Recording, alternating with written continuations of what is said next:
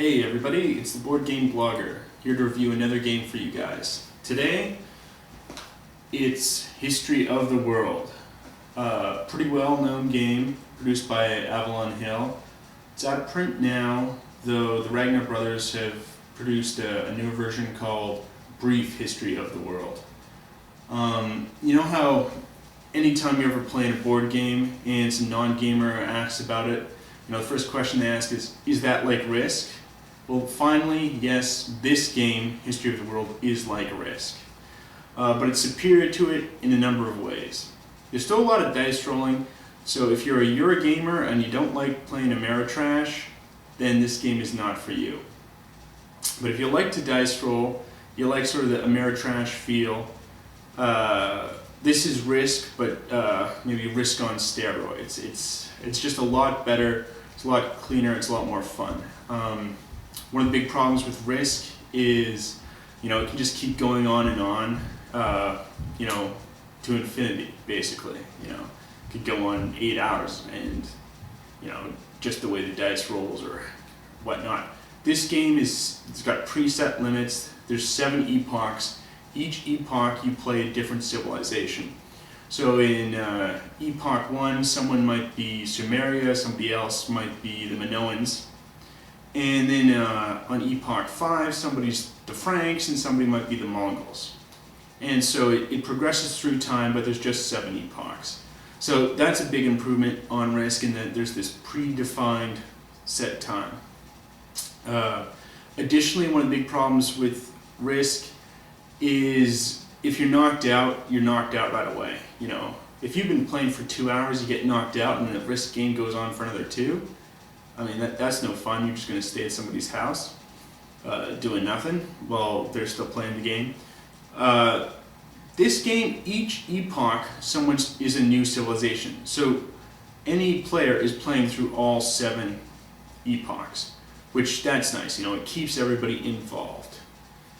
And there are some problems with the game, of course, but for the most part, it's really fun. It's a lot more lively because there's different events you can play, and that's nice too, to sort of spice the game up. But why don't we take a little bit closer look at the map? Okay, so here's the board. I've zoomed in really close just to give you an example of play. On the first turn, we would have the Epoch 1 cards here. And for instance, we deal out 3 to the 3 different players. I'm just going to reveal them now to show you what they are. We've got Egypt, the Aryans, and Babylonia. Now, the order of play would go chronologically. So first, Sumeria. We'd ask and announce, is Sumeria, anyone Sumeria? No. Okay, then is Egypt, any player Egypt? Yes, we've got a player for Egypt. And the Egypt player is told where they start, the strength of their armies, if they have a capital. They would also have some events that would be distributed. You get, at the beginning of the game, you're given 3 greater events and 7 lesser events. You can play 2 a turn, and sort of a total of 10 events for 7 epochs. So some turns you're going to have to play 2 if you want to use them all. And they just give you different bonuses. Like this one, you can play in Epoch 2 through 7, and it's a civil war, which lets you place 3 armies of a different epoch, of a past epoch, into a different player's empire and revolt. So they're pretty neat cards. You want to use them strategically, and make sure you get the maximum number of points. But let's play through an early round here to see what happens. So we've got Egypt here, and so we'll put a capital in the Nile Delta, and we've got 5 armies. So one here. See this? This is a resource marker. So if you gain a resource marker, if you get 2 of them, you can build a national monument, which gets you additional points. So we might want to do that. Now there's no combat at all because Egypt's the very first player to go. Egypt's got an additional person, And right now they have both presence in the Middle East and presence in North Africa. By putting a third one in, they gain domination, which doubles the point value. Since we look here at the score, North Africa is only worth 1 point in the first round, Middle East worth 2. Let's put another one here in the Middle East. They end their turn, they get the monument for controlling 2 resource markers, and then we count up the score. So, capital for 2 points, resource marker for 2 points. We've got presence in North Africa for 1 point, and then domination of the Middle East for another 4 points.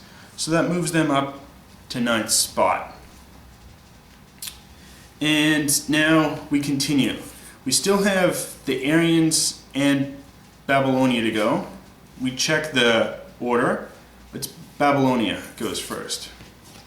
So Babylonia starts in Middle Tigris with the capital, and they've got four strength soldiers. So we'll start here, and they probably want to knock out the Egyptian invaders. So they'll decide to attack here. Attacker always rolls 2 dice, defender always rolls 1. Defender wins ties. It can be modified with forts and stuff, but won't get into that. So attacker rolls a 3 and a 2. Defender rolls a 6. Kills that. Babylonia still has one last guy. They're going to try and drive the Egyptians out of Levant. So attacker, 4. Can Egypt match or beat that? No, they can't. They lose. Now we count up for Babylonia. And they have domination in the Middle East because they have at least 3 and more than anyone else. By taking this one, they've knocked out Egypt, and therefore they get dominations. They have domination in the Middle East for 4 points. They have the capital for 2, so just at 6. I'm not sure if you can see it there.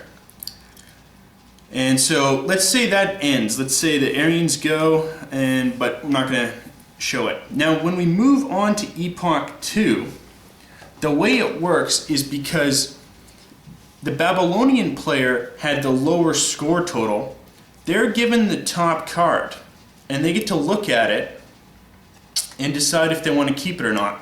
This one's Chow Dynasty, right? So it scores early on, which means they'll probably have their Babylonian Empire still intact. So they'll be able to count up both Babylonia and the Chow Dynasty. So it's a decent card, but let's say they don't want it. They want to gamble and try and get Persia here. You can get Persia later on, which is much more powerful. Thus, because they have the lowest point total, they can give it to one of the other players secretly. And that player that they give it to has to keep that card. And then, let's say Egypt then gets this card, which is the Scythians. You know, it's 7, but it counts up much later. So maybe their Egyptian empire is destroyed. If they've already been given Chow Dynasty, though, they have to keep Chow Dynasty without looking at it, and they have to give this to another player.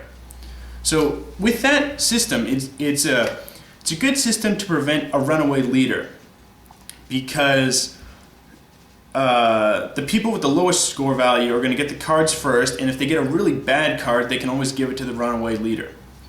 So it's a nice feature that keeps the game competitive throughout. It's